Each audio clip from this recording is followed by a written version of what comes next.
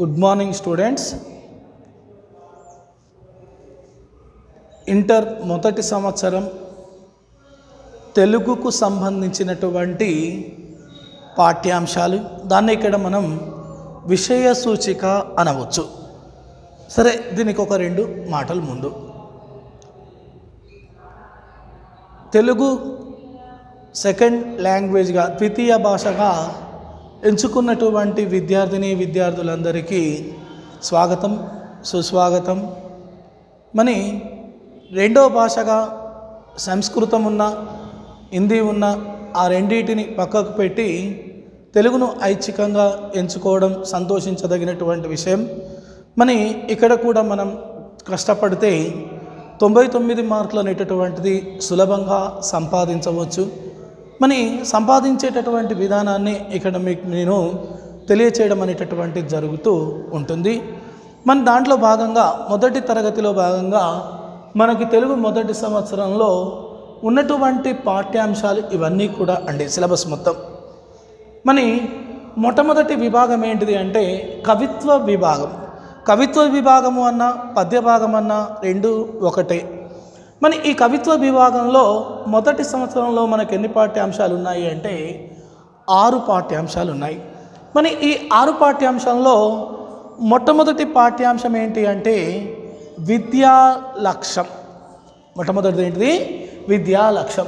రాసినటువంటి కవి ఎవరు అంటే నన్నయ్య.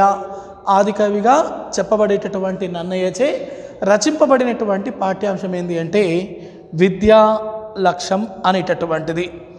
మన ఇక్కడ విద్యా లక్ష్యం అనేటటువంటి పాఠ్యాంశం యొక్క ప్రధానమైనటువంటి ఉద్దేశం ఏంటి అంటే మన గురువులు పెట్టేటటువంటి పరీక్షలను అర్థం చేసుకొని, ఎవరు పెట్టేటటువంటి పరీక్షలు?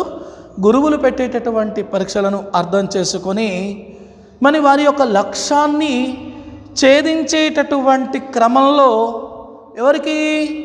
విద్యార్థులకు కావచ్చు, శిష్యులకు కావచ్చు, ఉండవలసినటువంటి లక్షణాలు ఏంటి అనేటటువంటి విషయాన్ని తెలియచేసేటటువంటి పాఠ్యాంశం ఏది అంటే విద్యా లక్ష్యం అనేటటువంటి పాఠ్యాంశం అండి. గురువులు పెట్టేటటువంటి పరీక్షలకి ఎవరికి ఉండాల్సినటువంటి లక్షణాలని, విద్యార్థులకు ఉండాల్సినటువంటి లక్షణాలని చెప్తూ ఉంటుంది. మరి ఆ విద్యార్థులకు ఉండేటటువంటి లక్షణాలు కనుక ఉంటే మరి ఆ లక్ష్యం అనేటటువంటిది సాధించడానికి సులువుగా ఉంటుంది. అది విద్యార్థులకు చాలా ఉపయుక్తకరమైనటువంటి పాఠ్యాంశం అండి. ఇది ఈ విద్యా లక్ష్యం అనేటటువంటి పాఠ్యాంశం. తర్వాత రెండవది ఏంటిది అంటే మిత్రధర్మం. ఏ ధర్మము? మిత్రధర్మం. రాసినటువంటి కవి ఎవరు ఇక్కడ? పోతనచే రచింపబడినటువంటిది ఈ పాఠ్యాంశం అండి. ఎవరు రాశారు? పోతనచే రచింపబడినటువంటి పాఠ్యాంశం.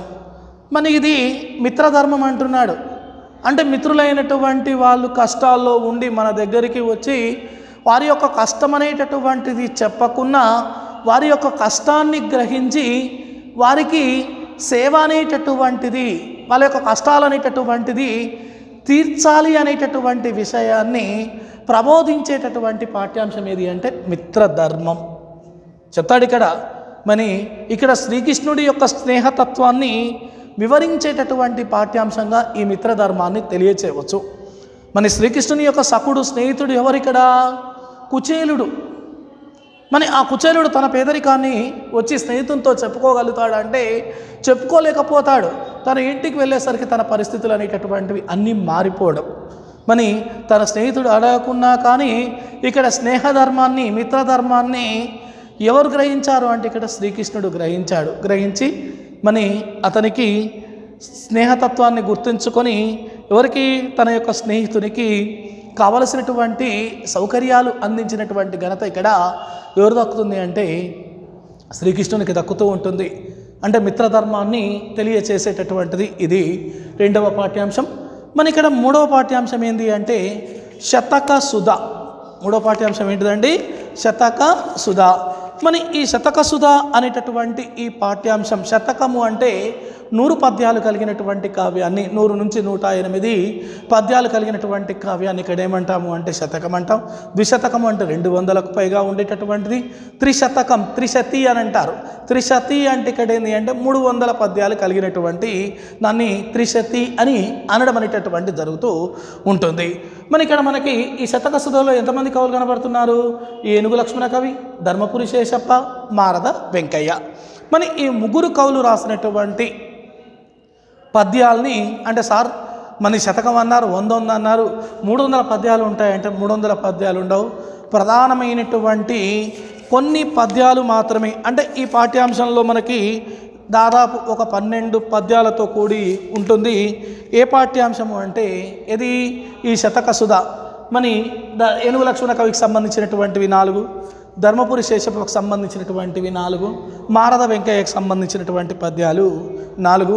మరి ఇక్కడ మారద వెంకయ్య రాసినటువంటిది భాస్కర శతకం, తర్వాత ధర్మపురి శేషప్ప రాసినటువంటిది నరసింహ శతకం అనేటటువంటిది. తర్వాత మొదటి ఎవరు ఏనుగు లక్ష్మణ కవి రాసినటువంటి అంశాలని, ఏనుగు లక్ష్మణ కవి రాసినటువంటి పద్యాలని కూడా ఇక్కడ మనం తెలియచేయవచ్చు. ఇది ముగ్గురు కవులకు సంబంధించినటువంటి శతకసుధ. ఇవన్నీ కూడా నీతి, భక్తి, వైరాగ్యాలకు సంబంధించినటువంటి అంశాలుగా మనం ఇక్కడ తెలియచేయవచ్చు. మన ఇక్కడ ధర్మపురి శేషప్పది భక్తి శతకంగా ఎంతో అద్భుతమైనటువంటి అంశంగా ఇక్కడ మనం తెలియచేయడానికి అవకాశం అనేటటువంటిది ఉంటుంది. ఇది 12 పద్యాలతో కూడినటువంటి పాఠ్యాంశం ఈ శతకసుధ అనేటటువంటిది. 4వది ఏంటిది అంటే అచలం. రాసినటువంటి కవి ఎవరు అంటే దున్న ఇద్దాసు రాసినటువంటి అంశమండి. ఇందులో అలతి పదాల్లో గహనమైన వేదాంత తాత్వికాంశాలను తాత్వికమైనటువంటి అంశాలను అవగాహన కలిగించడమే ఈ తత్వాల యొక్క ఉద్దేశం. ఇందులో మొత్తం కూడా తత్వం ఉంటుంది. ఆ తత్వం మొత్తం కూడా తాత్విక అంశాల మీద అవగాహన కలిగించడానికి రాయబడినటువంటి పాఠ్యాంశంగా దేన్ని తెలియచేయవచ్చు అంటే ఇక్కడ అచలం అనేటటువంటి పాఠ్యాంశాన్ని తెలియచేయడానికి అవకాశం అనేటటువంటిది ఉంటుంది. 5వది నా పేరు ప్రజాకోటి.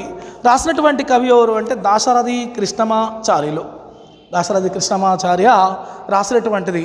మనకి కనిపించేటటువంటి మంచికి చెడుకు స్పందించేటటువంటి మనసు అనేటటువంటిది ఉండాలి.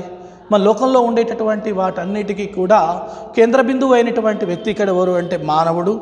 మనిషి ప్రేమించని వాడు దేని కూడా, మనిషిని ప్రేమించలేనటువంటి వాడు దేని కూడా లోకంలో ప్రేమించలేడు. మన గతం అనేటటువంటిది వర్తమానాన్ని నిశ్చితంగా పరిశీలించి భవిష్యత్తులోకి ప్రయాణించాలి అనేటటువంటి ఉద్దేశాన్ని కలిగించేటటువంటి పాఠ్యాంశంగా దేన్ని తెలియచేయవచ్చు అంటే నా పేరు ప్రజాకోటి అనేటటువంటి అంశాలని తెలియచేయవచ్చు.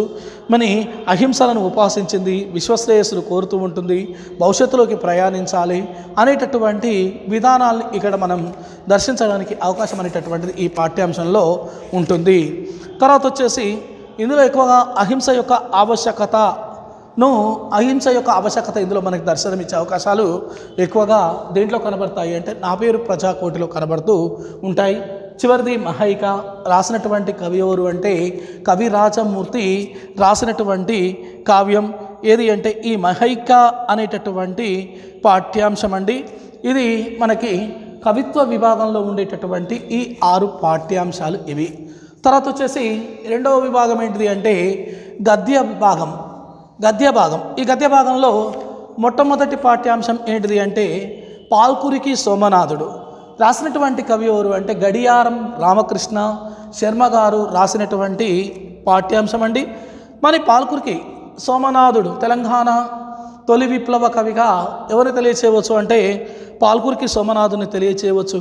పాల్కురికి సోమనాథుని యొక్క కాలం ఏంటి, తన జన్మస్థానం ఏంటిది, తన యొక్క తల్లిదండ్రులు ఎవరు, గురువులు ఎవరు, అతని యొక్క వ్యక్తిత్వం అనేటటువంటిది ఏ విధమైనటువంటిది, భాష ఏ విధమైనటువంటిది, ఏ విధమైనటువంటి ఛందస్సును ఉపయోగించాడు, అతని యొక్క వర్ణన నైపుణ్యాలు ఏమిటి, సోమనాథుడు రాసినటువంటి కృతులు అంటే ఏంటంటే ఏ కావ్యాలు రాశాడు, ఆ కావ్యం యొక్క ప్రధానమైనటువంటి కావ్యంలో ఉండేటటువంటి ప్రధానమైనటువంటి అంశాలు ఏంటి అనేటటువంటి విషయాల గురించి ఏ తెలియచేస్తుంది అంటే పాల్కురికి సోమనాథుడు అనేటటువంటి పాఠ్యాంశం తెలియచేస్తుంది. రాసినటువంటి కవి గాడియారం రామకృష్ణ శర్మ గారు రాయబడినటువంటిది. రెండవది ఏంటిది? తెలంగాణ తెలుగు పదాలు ఉర్దూ మూలాలు. రాసినటువంటి కవి డాక్టర్ సామల సదాశివ. ఎవరు రాశారు? సామల సదాశివ రాసినటువంటిది ఏది? తెలంగాణ తెలుగు పదాలు ఉర్దూ మూలాలు అనేటటువంటిది. అంటే ఇక్కడ ఉర్దూ నుంచి తెలుగులోకి చేరినప్పుడు పదాలలో జరిగేటటువంటి మార్పు ఏ విధమైనటువంటి విధంగా ఉంటుంది. రెండవది ఏంటిది? భాషల మధ్య జరిగేటటువంటి ఆదాన ప్రదానాలను గురించి తెలియచేస్తూ ఉంటుంది. ఆదానం అంటే ఏందో, ప్రధానం అంటే ఏందో మన అందరికి తెలవాలి. ఆదానము అంటే ఏంటి అంటే ఇతర భాషా పదాలని మన భాషలోకి తర్జుమా చేసుకోవడం ఆదానం. ప్రధానం అంటే ఏంటంటే మన భాషా పదాలని ఇతర భాషల్లోకి పంపించి వేస్తే అదేమవుతూ ఉంటుంది అంటే ప్రధానం అవుతుంది. తర్వాత మనం ఎగుమతి దిగుమతి అంటాం కదా, దిగుమతి చేసుకుంటే ఆదానం, ఎగుమతి చేస్తే ప్రధానం. మన ఈ పక్కోని పోతే ప్రధానం, మనం పక్కోని లాక్కుంటే ఆదానం అండి. సింపుల్గా చెప్తే ఈ రెండు అంశాల మధ్య ఏది కొనసాగుతూ ఉంటుంది అంటే తెలంగాణ తెలుగు పదాలు ఉర్దూ మూలాలు అనేటటువంటి పాఠ్యాంశం కొనసాగుతూ ఉంటుంది. మూడవది ప్రాచీన సాహిత్యంలో మానవతావాదం. రాసినటువంటి కవి డాక్టర్ ఆచార్య రవ్వ శ్రీహరి గారు రాసినటువంటి పాఠ్యాంశం. ఇందులో సంస్కార భావాల యొక్క ఆవశ్యకతను విద్యార్థులకు అందించాలి అనేటటువంటి ఉద్దేశం చేత రాయబడినటువంటి పాఠ్యాంశంగా దేన్ని తెలియచేయవచ్చు అంటే ప్రాచీన సాహిత్యంలో మానవతావాదం అనేటటువంటి పాఠ్యాంశాన్ని తెలియచేయవచ్చు. మరి ఈ ప్రాచీన సాహిత్యంలో జీవకారుణ్య భావాలను కూడా ఇక్కడ డాక్టర్ ఆచార్య రవ్వ శ్రీహరి గారు తెలియచేయడం అనేటటువంటిది ఇక్కడ మనం గమనించదగినటువంటి విషయం. నాలుగోది బతుకమ్మ పండగ. రాసినటువంటి రచయిత్రి డాక్టర్ రావి ప్రేమలత గారు. మరి ఈ డాక్టర్ రావి ప్రేమలత గారు రాసినటువంటి జానపద విజ్ఞాన పరిశీలనం అనేటటువంటి గ్రంథం నుండి ఏది స్వీకరింపబడింది అంటే ఇది ప్రస్తుత పాఠ్యాంశమైనటువంటి బతుకమ్మ పండగ అనేటటువంటి పాఠ్యాంశం అనేటటువంటిది స్వీకరింపబడింది. మరి బతుకమ్మ పండగ నాడు ఎవరు స్త్రీలు ఏ విధమైనటువంటి విధంగా పాటలు అనేటటువంటి పాడుతారు. మరి ఈ బతుకమ్మ పండగ యొక్క వెనుక ఉండేటటువంటి ఆచార సాంప్రదాయాలు అనేటటువంటి ఏ విధంగా ఉంటాయి. మన ఈ బతుకమ్మ పండగలోని సంగీత సాహిత్య కళాంశాలు అనేటటువంటి ఏ ఉన్నాయి అనేటటువంటి విషయాల గురించి తెలియచేసేటటువంటి పాఠ్యాంశం ఏది అంటే ఈ బతుకమ్మ పండుగ అనేటటువంటి పాఠ్యాంశం. ఐదవది ఏంటి అంటే తెలంగాణ జాతీయాలు. రాసినటువంటి కవి వేముల పెరమాళ్ళు. ఎవరు రాసినటువంటిది? వేముల పెరమాళ్ళు రాసినటువంటిది అండి ఏది? తెలంగాణ జాతీయాలు అనేటటువంటి గ్రంథం. మన దీంట్లో ఉండేటటువంటి కొన్ని జాతీయాలు చదువుకొని అవగాహన అనేటటువంటి చేసుకోవడం, నిత్య జీవితంలో సందర్భోచితంగా ఈ జాతీయాలు అనేటటువంటి వినియోగించుకోవడం, మరి అంతేకాకుండా మన తెలంగాణకు ఉండేటటువంటి భాష యొక్క సొగసును చెవులారా విని మనసారా ఆనందించడానికి ఏది ఉపయోగపడుతుంది అంటే తెలంగాణ జాతీయాలు అనేటటువంటిది ఉపయోగపడుతుంది. అందులో కొన్ని వరిగడ్డి మంట, లొల్లిల్లో లొల్లి, కోతికి పుండు పుట్టినట్టు, తాత జాగీరు, కుక్కిన పేను, ఏనుగెళ్ళింది తోక చిక్కింది, 1000 కాళ్ళ చెర్రి, గద్ద తన్నుకపోయినట్లు, పిల్లకి రొయ్యల మొలతాడు, చుక్క తెగిపడినట్లు, ఎద్దును చూసి మేతయ్యాలి, ఊరు గొడ్డు పోలేదు, తూముకాడి పొలం, మొలదారం తెగ, పేర్నాల పెట్టుట, ఇంటింటికి మట్టిపోయి, కాళ్ళలో కట్టె పెట్టు, నల్లికుట్లవాడు, రామచక్కని, కోడి మెదడు, బిస్తరు కట్టుట, బుడబుంగ, మన్ను బుక్కి మంచినీళ్ళు తాగుట, బట్ట కాల్చి మీద వేయుట, గుట్టకు కట్టెలు మోయుట మొదలైనటువంటి జాతీయాల యొక్క వివరణ దేంట్లో కనబడుతుందంటే ఈ పాఠ్యాంశంలో కనబడుతూ ఉంటుంది. చివరిది రాజబహదూర్ వెంకటరామారెడ్డి సేవా తత్పరత. రాసినటువంటి కవి సురవరం ప్రతాప రెడ్డి గారు.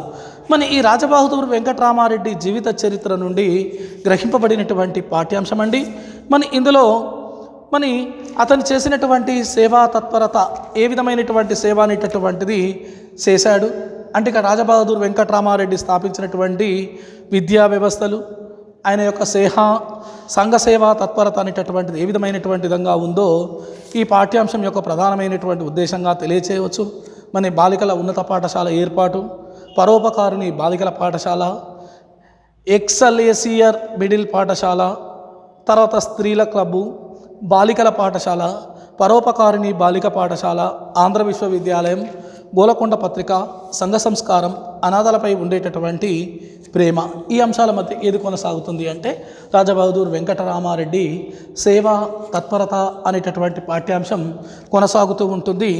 తర్వాత మనకు వచ్చేసి ఉపవాచకం, దీన్నే కథాలహరి అంటారు. ఈ కథాలహరిలో 4 పాఠ్యాంశాలు ఉన్నాయి. అందులో గొల్ల రామవ్వ కథ 1, బిచ్చగాడు, స్నేహలతాదేవి లేఖ, ఇన్సానియత్ అనేటటువంటి ఈ 4 పాఠ్యాంశాలు మనకి ఉపవాచకంలో ఉండేటటువంటి పాఠ్యాంశాలండి. మరి ఈ గొల్ల రామవ్వ కథ అంటే ఇక్కడ నిజాం నియంతృత్వ పరిపాలనకు వ్యతిరేకంగా విముక్తి పోరాట కాలం నాటి పరిస్థితుల్లో ఒక అద్భుతమైనటువంటి ఘట్టం ఈ కథలో మనకి ఆవిష్కృతమైంది. మరి ఆనాటి కాలంలో ఉండేటటువంటి నిజాం పోలీసులకి, రజాకార్లకు వ్యతిరేకంగా ఉద్యమించినటువంటి ఒక సాహిత్య విప్లవకారుడి ఒక సామాన్య వృద్ధురాలు రక్షించినటువంటి అపూర్వ ఇతివృత్తమే ఈ గొల్ల రామవ్వ కథ. ఒక సాహస విప్లవకారుడిని రక్షించినటువంటి ఒక స్త్రీ గాథ ఇక్కడ ఏంటిది అంటే గొల్ల రామవ్వ కథ అనేటటువంటిది. ఇది మొట్టమొదటి పాఠ్యాంశం. రెండవ పాఠ్యాంశం ఏంటిది అంటే ఇక్కడ బిచ్చగాడు. రెండవ పాఠ్యాంశం ఏమిటది? బిచ్చగాడు. రాసినటువంటి కవి ఎవరు? అంపశయ్య నవీన్. మరి ఇందులో ప్రపంచంలో అనేక రకమైనటువంటి దోపిడీలు, మోసాలు అనేటటువంటి జరుగుతూ ఉన్నాయి. అందులో శ్రామికులు, కార్మికులు జీవితాల్లో జరిగేటటువంటి శ్రమ దోపిడీ అనేటటువంటిది చాలా భయంకరమైనటువంటిది. మరి రోజువారీ కూలీలు చేస్తూ వలసపోయి బ్రతికి సంచార జీవితాల్లో ఉండేటటువంటి దారిద్ర్యం, దైన్యం మొదలగు వాటిని గురించి ఇక్కడ ఎవరు తెలియచేశారు అంటే రచయిత తెలియచేయడం ఇక్కడ మనం గమనించదగినటువంటి విషయం. ఇందులో బిచ్చగాడి కుటుంబానికి ఎదురైనటువంటి కష్టాలు, బిచ్చగాడు కథలో ఉండేటటువంటి ప్రయాణికుల యొక్క మనస్తత్వం, బిచ్చగాడు కథలోని రచయితల యొక్క అభిప్రాయాలు ప్రధానమైనటువంటి అంశాలతో కూడినటువంటిది ఏంటిది అంటే ఈ బిచ్చగాడు అనేటటువంటి పాఠ్యాంశం. మూడవది స్నేహలతాదేవి లేఖ. మన ఈ స్నేహలతాదేవి ఎదుర్కొన్న అంటే తండ్రికి లేఖ, తన తండ్రికి రాసినటువంటి లేఖ అండి స్నేహలతాదేవి లేఖ. ఎవరు రాశారు? డాక్టర్ ముదికొండ సుజాతారెడ్డి రాసినటువంటిది. మరి స్నేహలతాదేవి ఎదుర్కొన్నటువంటి సమస్యలు ఏంటి, మరి తన యొక్క ఆత్మవిశ్వాసాన్ని ప్రకటించినటువంటి తీరు ఏ విధంగా ఉంది అనేటటువంటి 2 అంశాల మధ్య ఈ స్నేహలతాదేవి లేఖ కొనసాగుతూ ఉంటుంది. ఎన్నో సంబంధాలు రావడం, ఒక సంబంధం అనేటటువంటిది కూడా కుదరకపోవడం చేత తన తల్లిదండ్రులకి ప్రియమైనటువంటి అమ్మా నాన్నకి రాసినటువంటి లేఖే ఏది అంటే ఈ 3వ పాఠ్యాంశం స్నేహలతాదేవి లేఖ అనేటటువంటిది. చివరిది ఇందులో ఇన్సానియత్ అనేటటువంటిది. ఎవరు రాశారు? డాక్టర్ దిలావర్ రాసినటువంటిదండి ఇన్సానియత్ అనేటటువంటిది. మరి ఈ కథ అనేటటువంటిది గ్రామీణ ప్రాంతంలో ఉండేటటువంటి హిందూ ముస్లిం కుటుంబాల మధ్య నెలకొన్న ఆత్మీయ మానవ సంబంధాలని తెలియచేస్తుంది. ఏ పాఠ్యాంశం అంటే ఇన్సానియత్ అనేటటువంటి పాఠ్యాంశం. మన పట్టణాల్లో ఏంటిది హిందువులు ముస్లింలు అనేటటువంటి తేడా ఉంటుంది, కానీ గ్రామీణ ప్రాంతాల్లో ఉంటుందంటే ఉండదు. మన గ్రామీణ ప్రాంతంలో హిందూ ముస్లిం కుటుంబాల మధ్య నెలకొన్నటువంటి ఆత్మీయ మానవ సంబంధాలు చిత్రించేటటువంటి పాఠ్యాంశం. మన కులాలు మతాలు అనేటటువంటి భేదం లేకుండా ప్రజల మధ్య నెలకొన్నటువంటి స్నేహాలు, వరసలు, పరస్పర సహకారాలు, సహజీవన సంస్కృతి గురించి తెలియచేసేటటువంటి పాఠ్యాంశంగా దేన్ని తెలియచేయవచ్చు అంటే ఇన్సానియత్ అనేటటువంటి పాఠ్యాంశాన్ని తెలియచేయవచ్చు. హిందూ ముస్లిం మతస్థుల మధ్య నెలకొన్నటువంటి ఆత్మీయ సంబంధాలు ఏ విధంగా ఉంటుంది అనేటటువంటి అంశాన్ని తెలియచేసేటటువంటి పాఠ్యాంశం ఏంటి అంటే ఇన్సానియత్ అనేటటువంటి పాఠ్యాంశం. ఇవి మనకి ఉపవాచకంలో ఉండేటటువంటి పాఠ్యాంశాలు. చివరిది ఏంటి అంటే వ్యాకరణాంశాలు. వ్యాకరణాంశాలు ఏమున్నాయి మనకి? సందులు, సమాసములు, లేఖారచన, సాధారణ వ్యాసాలు, స్థూల అవగాహన, అనువాదాలు. ఇవి మనకి దేంట్లో ఉండేటటువంటివి అంటే వ్యాకరణాంశాలుగా ఉండేటటువంటి అంశాలు. మనకి కవిత్వ విభాగం నుంచి 32 మార్కులు వస్తాయి, గద్య విభాగం నుండి 20 మార్కులు వస్తాయి, ఉపవాచకం నుండి 8 మార్కులు, వ్యాకరణ అంశాల నుండి 40 మార్కులు. 40 మార్కులు అండి. ఇందులో సందులు 12 మార్కులు, సమాసాలు 8, లేఖారచన 5, సాధారణ వ్యాసాలు 5, స్థూల అవగాహన 5, అనువాదాలు 5. మన ఇక్కడ సందులు 12 మార్కులు అన్నాడు కదా, 4x3 అంటే ఇచ్చినటువంటి సంధి పదాన్ని విడదీయడం, సంధి పేరు రాయడం, సూత్రం రాయడం. ఒకదానికి 3 మార్కులు, 3x4, 4x3 12 మార్కులు. సమాసానికి ఇచ్చిన సమాస పదానికి విగ్రహవాక్యం రాసి సమాసం పేరు చెప్పడం, విగ్రహవాక్యానికి 1 మార్కు, సమాస పేరు రాసినందుకు 1 మార్కు. ఇలా 4 రాస్తే 4 2 8 మార్కులు. లేఖారచనలో ప్రధానంగా మనకి 3 లేఖలు జాగ్రత్త చదివితే సరిపోతుంది. 1 ప్రిన్సిపల్, 2 తల్లిదండ్రులకు, 3 మిత్రులకి.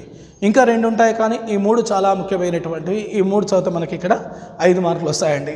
సాధారణ వ్యాసాలు, ఈ సాధారణ వ్యాసాలు మనకి టెక్స్ట్ బుక్లో 4 ఉన్నాయి. ఆ 4 గురించి క్షుణ్ణంగా తెలియచేస్తాను. ఆ వ్యాసాలు చదివితే 5 మార్కులు వస్తాయి. స్థూల అవగాహన అంటే ఏంటి అంటే పేరాగ్రాఫ్ ఇస్తాడు. పేరాగ్రాఫ్ ఇచ్చి దాని కింద 5 ప్రశ్నలు ఇస్తాడు. 5 ప్రశ్నలు పేరాగ్రాఫ్లో సమాధానాలు వెతికి రాయడం.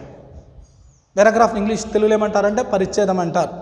మరి ఆ పరిచ్ఛేదంలో ఉన్నటువంటి పరిచ్ఛేదం చదవడం, పరిచ్ఛేదం కింద ఇచ్చినటువంటి ప్రశ్నలకి ఆ పరిచ్ఛేదంలో సమాధానాలు వెతికి రాయడం చాలా సులభమైనటువంటి అంశం ఇది. తర్వాత అనువాదాలు అంటే ఏంటి అంటే ఇంగ్లీష్లో ఒక వాక్యం ఇవ్వబడుతుంది, ఇచ్చినటువంటి ఇంగ్లీష్ వాక్యాన్ని తెలుగులోకి అనువదించడం. భయపడాల్సినటువంటి అవసరం లేదు. ఈ అనువాదాల గురించి ఒక 20 అనువాదాలు ఉన్నాయి. ఆ 20 అనువాదాలు మనం చదివితే సరిపోతూ ఉంటుంది. ఇది మనకి ఈ సంవత్సరంగాను ఉండేటటువంటి విషయ సూచిక పాఠ్యాంశాల యొక్క పరిచయం. Thank you.